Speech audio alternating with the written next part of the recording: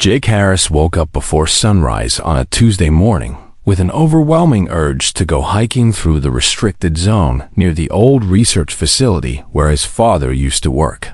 The valley had been cordoned off 3 months ago after the first contact event made headlines across every news channel in the country, but Jake had always been drawn to places where others feared to tread.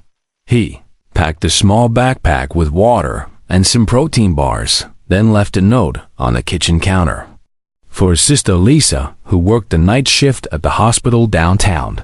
The morning air was crisp and cold as he made his way through the forest that bordered the facility. The trees here were ancient and towering, providing shade, even in the early light, and Jake felt the stress of the past few months beginning to melt away. His job at the logistics company had become unbearable after contact with the alien visitors. Everyone at work talked about nothing else but whether the aliens were a put of work talked about nothing else but whether the aliens were a funding else threat or an opportunity, and the uncertainty had created a heavy tension that made each day exhausting. His relationship with his sister had also become strained. Lisa had moved in with him after her apartment lease ended during the chaos of first contact, but they seemed to argue about everything from politics to whether humanity should even attempt communication with the visitors. As Jake walked deeper into the valley, the corporate buildings and human infrastructure fell away behind him, and he found himself in a landscape that seemed untouched by civilization. Here, the crystalline rock formations that the scientists had theorized might be extraterrestrial in origin jutted from the ground like frozen fingers reaching toward the sky. The sun was higher, now casting long shadows across the valley floor, and Jake was considering turning back when he noticed something unusual beneath a cluster of those strange crystalline rocks. At first he thought it was just a shadow, or perhaps an animal that had gotten trapped, but as he moved closer, his heart began to race. There was a creature lying motionless in the shelter of the rocks. It was roughly the size of a large dog with scales that shimmered between deep purple and silver. As the morning light caught them, Jake had never seen anything like it in any nature documentary or scientific journal. The creature had 4 delicate limbs that seemed almost fragile in comparison to its muscular body, but it was the wings that captured his attention. Most folded tight against the creature's back, they shimmered with colors that seemed to shift and change even as Jake watched them. He knew he should report this immediately to the authorities. He knew that harboring or even approaching an alien creature without authorization was against federal law and could result in serious criminal charges. But as Jake stepped closer, he saw the creature's side rising and falling with breath, and he felt something shift in his chest. This creature was small and vulnerable, and very much alone. Jake knelt down, carefully keeping his movements slow and deliberate so as not to startle the sleeping creature. He reached out his hand slowly and gently placed it on the creature's scaled shoulder. The moment his skin made contact with the creature's scales, its eyes snapped open, and Jake found himself staring into a pair of brilliant amber eyes that seemed ancient and impossibly intelligent. For several long seconds, neither the human nor the creature moved. They simply observed each other, and Jake felt a strange sensation in his mind, as if something was reaching toward his consciousness, but not in a threatening way. Then the creature opened its mouth and produced a sound that Jake would never be able to fully describe to anyone. He heard it with his ears, but he also felt it in his bones. It was part melodic chirp and part harmonic hum, and it was the most beautiful sound he had ever heard. Jake made a decision in that moment, a decision that he would later realize had changed the entire trajectory of his life. Removed his jacket and carefully wrapped the creature in its folds, cradling it against his chest. The creature was warm, radiating heat like a living furnace, but the warmth was somehow comforting rather than dangerous. The creature made that golden humming sound again, but lower this time, almost like the purr of a massive cat, and settled Against Jake's chest as if it belonged there, Jake stood up carefully supporting the creature's weight, which was far less than he expected for something so large, and began making his way back through the forest toward his house. His mind raced with questions about what this creature was, where it came from, and what he was going to do with it when he got home. He knew his sister would ask questions that he would have difficulty answering. He knew that keeping this secret would be complicated and potentially dangerous, but as the creature continued to emit that soft golden hum against his chest, Jake found that he did not care about any of those concerns. This creature needed him, and he could not turn away from that need. When he reached his house, the garage was empty and dark, and he set the creature down carefully on a pile of old blankets that had been stored in the corner. He brought water in a bowl, and the creature drank with delicate sips as if it had been trained in human customs, then looked up at Jake and made that sound. Again, Jake sat down on the garage floor and looked at the creature for a long time. He did not have a plan. He did not know what he was going to do about this situation, or how long he could hide this secret. But as he watched the creature settle down on the blankets with its amber eyes watching him, Jake knew that whatever consequences came from this decision, he would face them. He reached over and gently stroked the creature's scaled shoulder. "My name is Jake," he said softly, "and I think your name is Ember." The creature made that beautiful sound one more time and closed its eyes, and Jake sat in that garage, knowing that his life would never be the same again. The transformation began almost immediately, and by the end of the first week, Ember had nearly doubled in size, growing with a speed that should have been impossible. Jake spent every spare moment in the garage watching the creature develop. Ember's wings began to unfurl, revealing intricate patterns across the membrane that seemed to tell stories in their geometric shapes.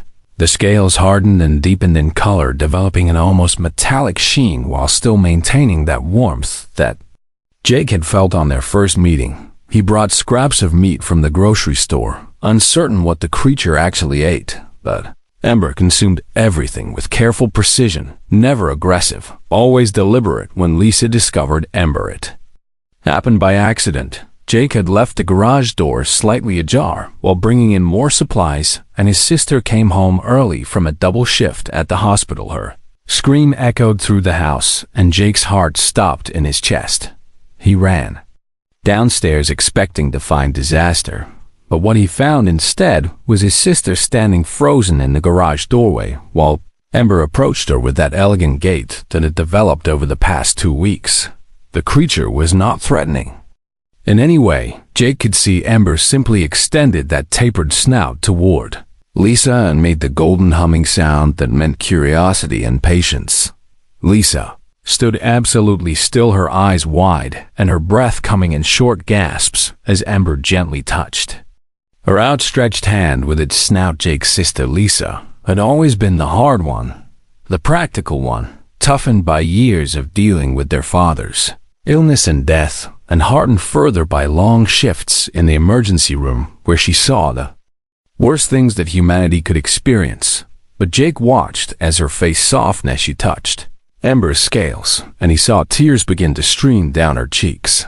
"Jake," said softly from the doorway, trying not to startle either of them. Lisa turned to look at him, her expression unreadable. "What is this?" she whispered. "I don't know," Jake admitted, stepping into the garage. "I found it in the restricted zone 2 weeks ago, and I brought it home, and I couldn't explain it to you, but I knew you would eventually find out instead of calling the authorities." As Jake had feared, Lisa knelt down beside Ember and ran her hands across the creature's scales, her touch gentle and reverent. For several minutes, neither of them spoke. They simply sat with Ember as the creature curled around them, both making that sound that filled the garage with warmth and peace. Finally, Lisa looked at Jake with an expression he could not quite read, but which contained something like acceptance. "We need to make this space more comfortable," she said.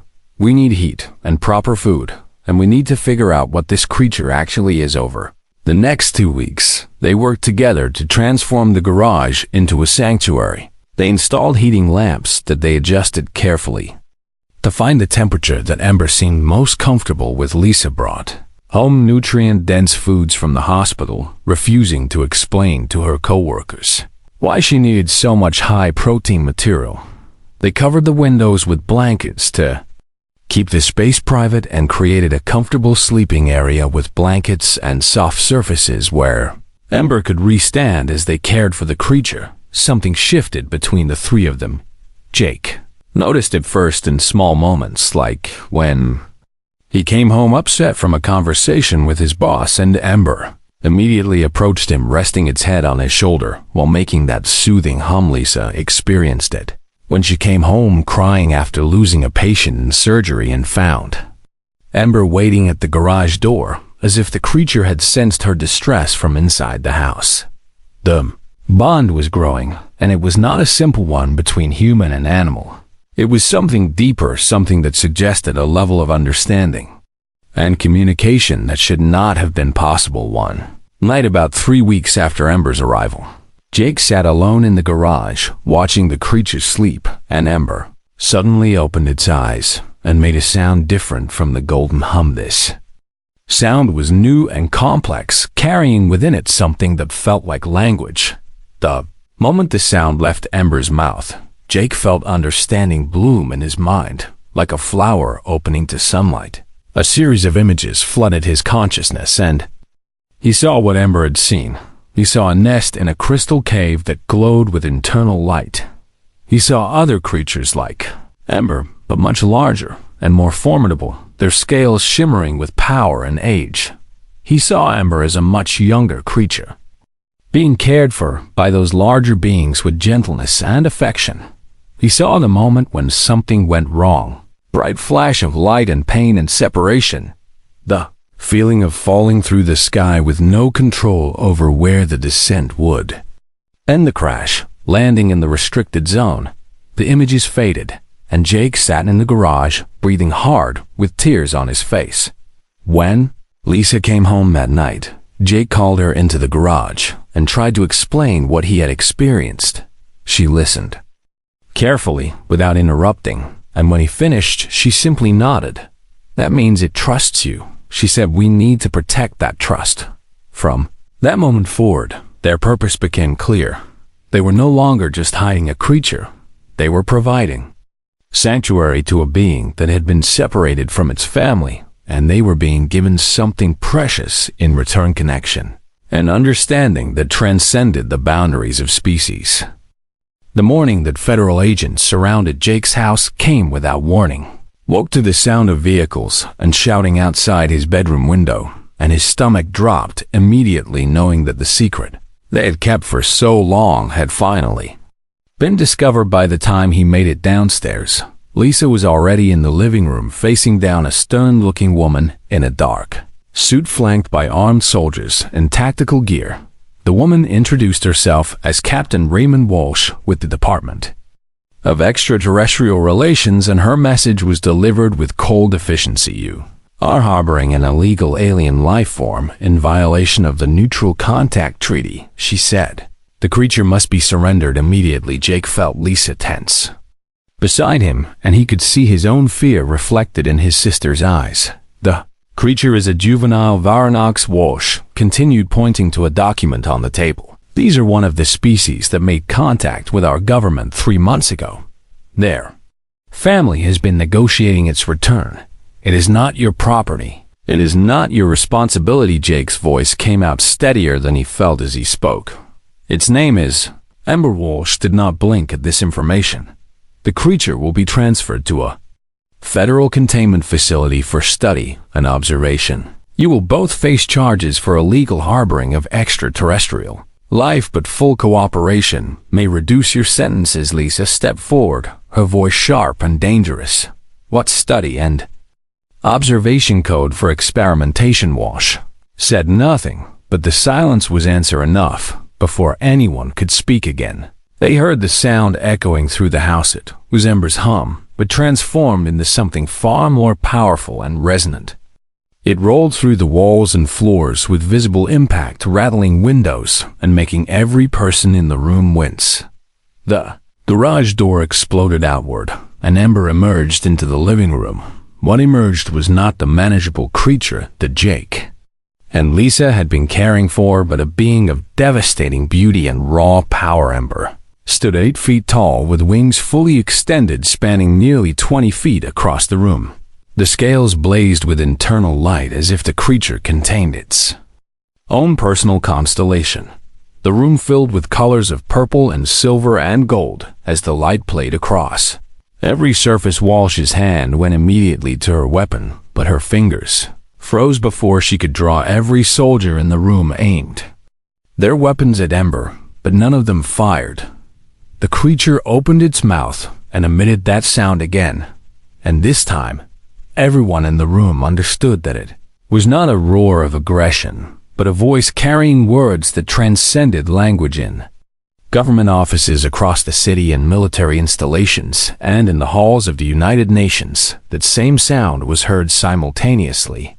A message carried on frequencies that human technology could not have produced but could perfectly receive. The message was simple and absolute. This human and this human show kindness to one of my kind when that one was vulnerable and alone. This act means something. This act is binding by the law and custom of the Kesh. This male and this female are now family. Wash slowly lowered her weapon, her face going pale for several long minutes. There was only silence and the soft golden hum of Ember as the creature stood between Jake and Lisa on one side and the federal agents on the other. Walsh eventually moved toward the door, her soldiers falling in line behind her. There was nothing she could do, and everyone in that room understood it.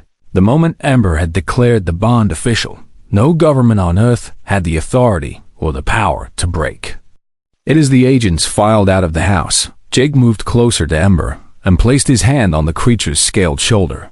Just as he had done in that valley weeks before, Ember made that soft chirping sound and lowered its massive head so that it was level with Jake. The creature had grown in size and power, but its eyes were the same ancient amber they had always been, and they looked at Jake with what could only be described as love. Lisa joined them and placed her own hand on Ember's shoulder. And the three of them stood together in their small house, knowing that everything in the world had just changed, not because of violence or conquest, but because one man and one woman had chosen to show compassion to a creature that they could not understand, and in making that choice, they had altered the course of human history. In the weeks following Ember's revelation to the world, everything shifted in ways that Jake could never have predicted. Kesh were not the hostile invaders that military strategists had feared, but rather a peaceful species of explorers who had been traveling the cosmos seeking knowledge and connection with other intelligent life forms. Their arrival on Earth had been an accident, a navigational error that had brought them to human space without warning or preparation. When their initial approach had been met with military responses and weapons of all kinds, the Kesh had retreated to orbit, uncertain about whether humanity was a species worth trusting. But Ember's declaration changed that calculation entirely. The Kesh had been waiting for a sign that humanity possessed something beyond mere survival instinct and territorial aggression.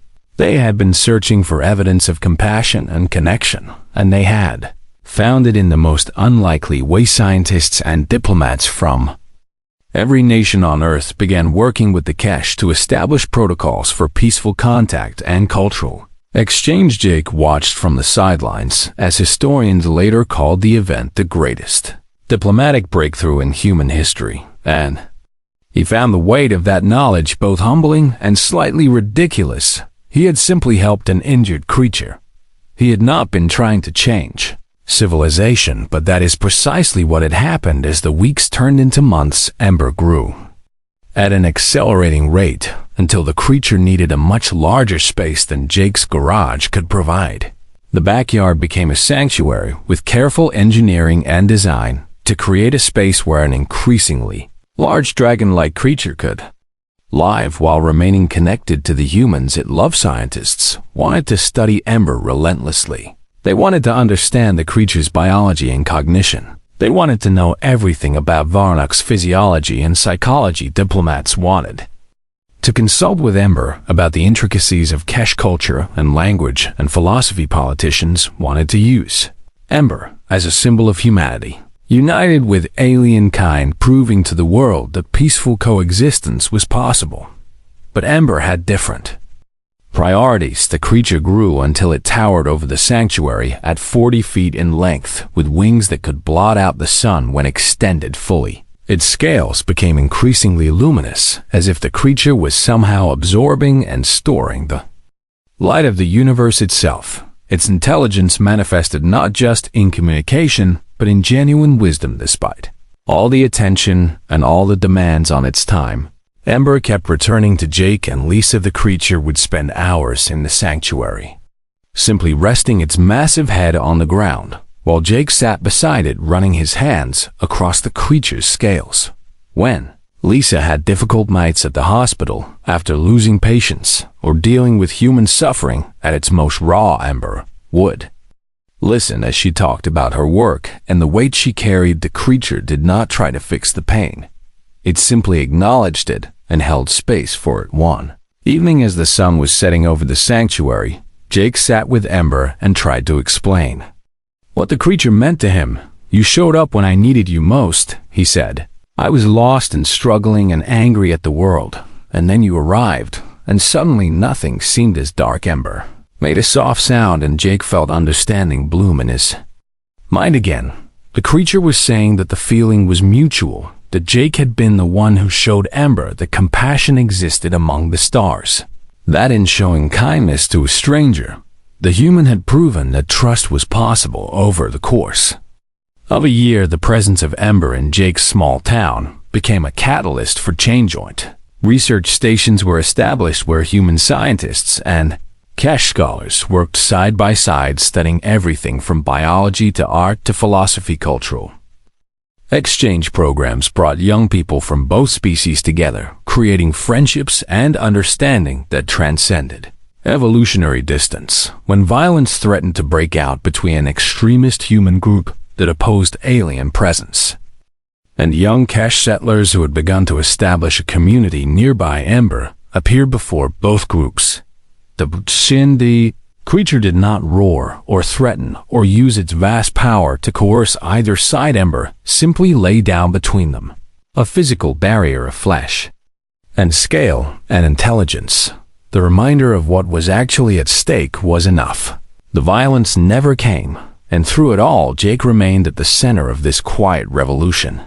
He had left his job at the logistics company and now worked as a liaison between Ember and the researchers and diplomats who needed to understand the creature. It was not a job he had ever imagined having, but it was the only work that felt meaningful to him. His sister Lisa continued to work at the hospital, but she found new purpose in helping to establish medical protocols that could serve both human and Kesh physiology, recognizing that compassion and medicine were not species specific. Together with Ember, the three of them created something that had never existed before, not just a bridge between species, but a living proof that love and connection could transcend the boundaries of evolution and biology. 5 years after the day Jake found Ember in that crystal valley, the world had transformed in ways both subtle and profound. Ember had reached its full adult size, and the creature was a sight that never stopped taking people's breath away. Standing 40 feet from elegant snout to powerful tail, Ember was a living reminder that the universe contained wonders beyond anything humanity had previously imagined. The wings, when fully extended, could blot out the sun and cast entire sections of the sanctuary into shadow. The scales contained depths of color and light that seemed to shift with emotional states, reflecting Ember's moods and thoughts, but it was Ember's intelligence that truly set the creature apart. Through years of careful work by linguists and researchers, and through the natural intuitive connection that Ember shared with Jake and Lisa the human race had begun to truly understand the language and culture of the Keshember, had become the bridge between worlds not through force or domination, but through patient teaching and genuine love for the species that had shown it kindness when it was most vulnerable.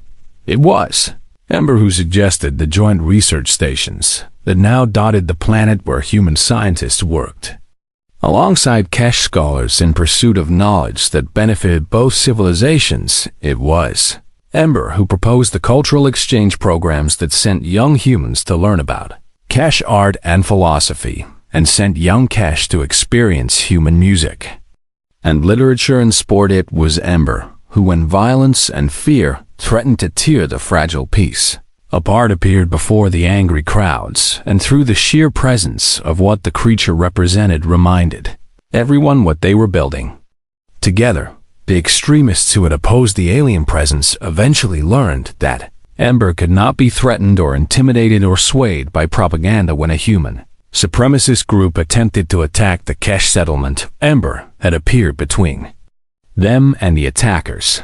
Every single person in that group had lowered their weapons, and many had wept at the realization of what they had almost done. Violence, born from fear, was quelled not by greater violence, but by the living embodiment of connection and compassion. On the 5th anniversary of the day Jake first found Ember, the three of them sat together in the sanctuary as the sun began to set. Jake was older now, with gray creeping into his dark hair and lines etched into his face that came from years of responsibility and purpose. Lisa, too, bore the marks of time, but her eyes had changed.